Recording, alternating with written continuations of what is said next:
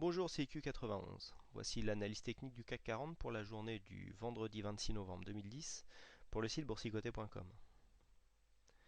Donc aujourd'hui, grosse séance d'hésitation, malgré finalement la mi-séance que nous avons eue à Wall Street. Eh bien, les investisseurs étaient là, nous avons eu une bonne petite amplitude et nous sommes venus continuer à amplifier le mouvement de fond qui s'était présenté maintenant depuis le début de la semaine. Nous avons ouvert sur un petit gap baissier d'un point, l'ouverture à 3728,99, hier nous étions à 3730, donc 3728,99, le plus haut a été marqué à 3743,98, le plus bas est venu enfoncer 3700 points puisque nous avons atteint 3687,43 pour finalement revenir en clôture à 3728,65, 34 centièmes plus bas que les niveaux d'ouverture, ce qui nous fait perdre sur cette séance 0,84%, 32 points par rapport au cours de clôture de la dernière séance. Alors, nous venons continuer à marquer des plus bas précédents, plus bas que les précédents plus bas. Idem pour les plus hauts. Donc, je pressentais un petit rebond ici qui aurait pu se présenter, mais finalement, il n'y a pas eu. L'environnement macroéconomique et géopolitique ont été trop forts, et donc ici nous sommes revenus. Alors, on est revenu confirmer la baisse, sauf que la bougie que nous avons là, c'est quasiment un doji parfait, hein, puisque nous avons vu 34 centièmes d'écart entre le point haut et le point bas. Eh bien, c'est quand même une grosse séance d'hésitation. Hésitation donc doji en croix, puisque l'ombre basse est deux fois plus grande que l'ombre haute. Alors le doji en croix est une bougie de retournement si elle se situe à la suite d'une tendance haussière, et si ici son plus haut vient se placer au-dessus du précédent plus haut. Là ce n'est pas le cas, on est dans une tendance baissière.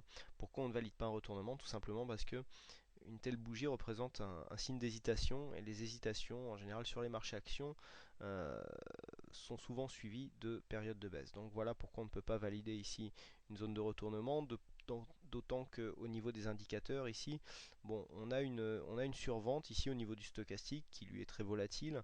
Par contre le RSI lui est en zone neutre, le MACD il s'est retourné encore une fois à la baisse, donc on a beaucoup de retournements, hein, ce qui traduit un petit peu l'incertitude qui plane en ce moment sur les marchés. Par contre, une surprise, hein, personnellement pour moi, c'est que les volumes sont à la hauteur, puisqu'on a eu des volumes étoffés comme ça, alors que nous avons eu qu'une demi-séance un lendemain de jour férié aux US. Eh bien, les volumes sont dans la moyenne, hein, puisque nous sommes venus ici, malgré cette séance de baisse, étoffer. Les volumes sont assez étoffés, donc bon, les investisseurs étaient présents, une volatilité contenue.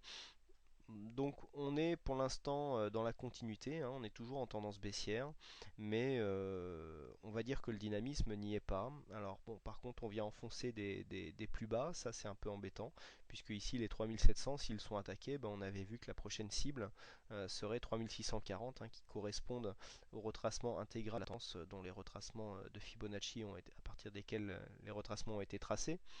Donc attention, les 3640, et puis on verra que si on passe ici cette zone des 3640 d'un point de vue moyen terme, on pourrait plonger beaucoup plus bas. Hein, ça serait ici, en plus ça correspond, vous voyez, à la zone des 161,8, hein, qui correspond donc à un retracement de retournement de tendance.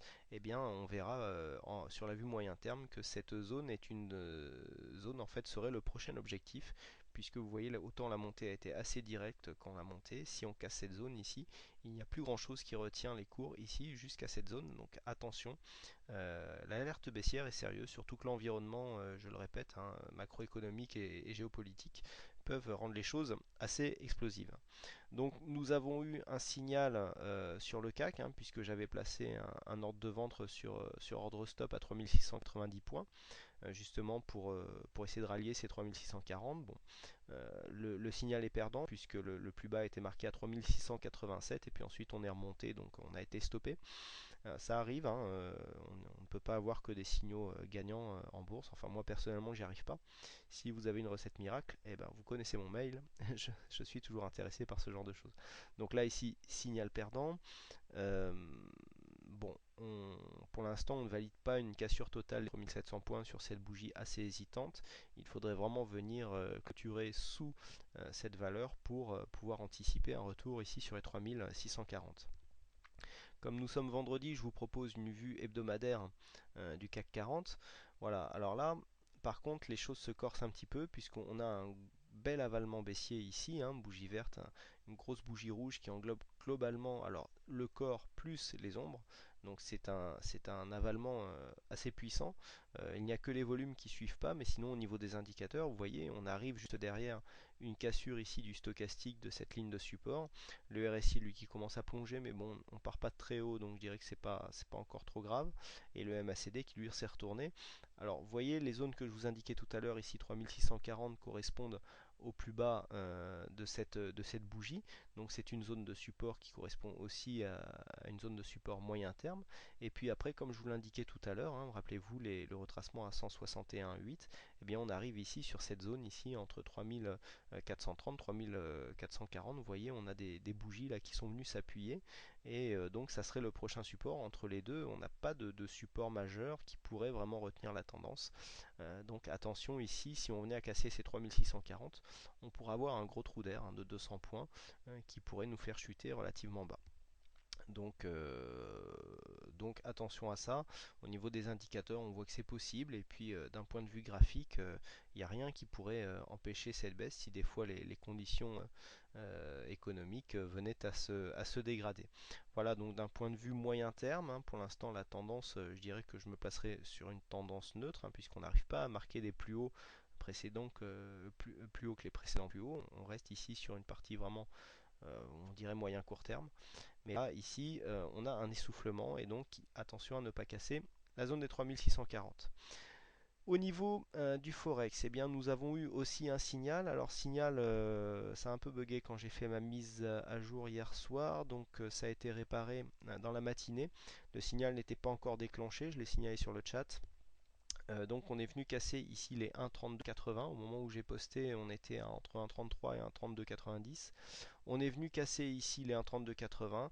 Le plus bas est venu ici toucher les 1,32. Donc ici, on a financé le stop et touché l'objectif final. Donc par contre là, c'est un trade gagnant. Donc si on fait un récapitulatif de la semaine, bah, ça fait 2 trades gagnants, 2 trades perdants. C'est quand même relativement intéressant. On cherche un support juste avant le week-end sur les 1,32. On continue donc à descendre malgré qu'on ait cassé ici cette résistance baissière à la hausse. Alors on sent un petit essoufflement, mais bon, on continue à baisser. Là ici c'est les Bollinger qui font office de support. Bon, les indicateurs sont un peu plus mitigés, mais on continue donc à descendre en attendant de trouver un support assez costaud pour retenir tout ça. Au niveau du portefeuille, on peut faire un petit point. Bon ben voilà, portefeuille aujourd'hui inchangé, hein, puisqu'on gagne voilà, plus 0,0%. Donc la perf globale reste à 3,16. Assez intéressant sur une tendance, sur une séance comme ça où on perd 0,8 si je ne m'abuse. Donc bon, on a eu des valeurs, hein, qui se sont équilibrées, hein, malgré une belle chute d'Air France ici, Valeo Wendel. Eh ben, on a Accor qui a réussi à rester dans le vert et puis les trackers ici baissiers ont bien équilibré tout ça. Donc on continue en fait, selon cette stratégie, à équilibrer le portefeuille en période de perte et à continuer à faire des gains en période de hausse. C'est tout à fait la stratégie recherchée. Comme je le dis, elle marche très bien en ce moment. On verra que c'est pas toujours le cas, mais en général sur le long terme, on arrive à s'en sortir comme ça. Donc on arrive à dégager 3,16% en 4 semaines de fonctionnement, ce qui est assez sympa. Hein, je ferai un récapitulatif en fin de mois.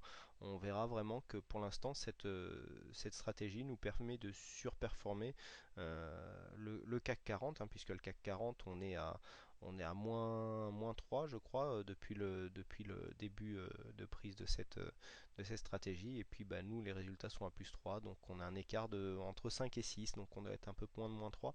On est entre 5 et 6 par rapport au CAC, donc c'est toujours intéressant, hein, malgré le manque d'effet levier et je me rappelle qu'on ne fait pas de vente à découvert, de pouvoir continuer comme ça à faire des plus-values en période baissière. Voilà donc ce que l'on peut dire sur cette séance. Il ne me reste plus qu'à vous souhaiter à toutes et à tous un bon week-end, bonne chance dans vos trades et puis dans tout le reste. Donc bon week-end et puis je vous donne rendez-vous dès lundi pour une prochaine analyse vidéo et pour une prochaine semaine de trading. Voilà, bon week-end à tous et merci à tous pour votre attention.